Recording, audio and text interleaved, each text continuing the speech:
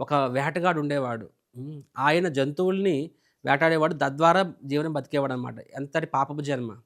కానీ ఆయన అదృష్టం బాగుండి ఒకసారి నారదముని తారసపడతారు. నారదముని చెప్తారు, "ఏవయ్యా నీకు ఏంటి కర్మ ఆ!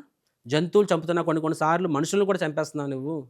బందిపోట్లలాగా. సో, నీకేంటి కర్మ" అంటే, "నేను బతకాలి కదా స్వామి" అంటారు. "బతకడం కోసం ఇది తప్పులు చేసి బతకాలా? వేరే విధంగా లేదా?" అంటే, "కుటుంబాన్ని పోషించుకోవాలి." సో, కానీ నువ్వు కుటుంబాన్ని పోషించుకోవాలి అంటున్నావు నువ్విక్కడ. ఆ వేటగాడి పేరు రత్నాకర్. హ్మ్.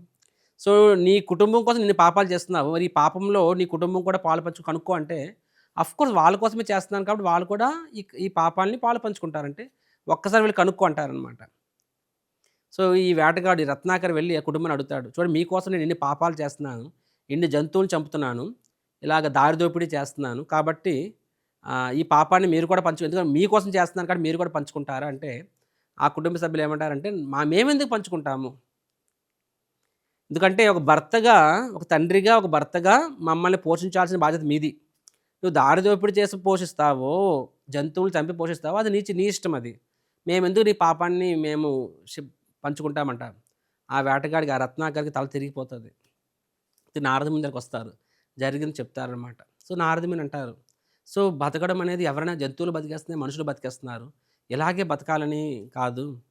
కాబట్టి మనం భగవంతుడిని నమ్ముకో. అండ్ భగవంతుడే నీకు దారి చూపిస్తాడంటారనమాట. సో, నేనేం చేయాలి అంటే రాముడిని స్మరించు అంటారనమాట.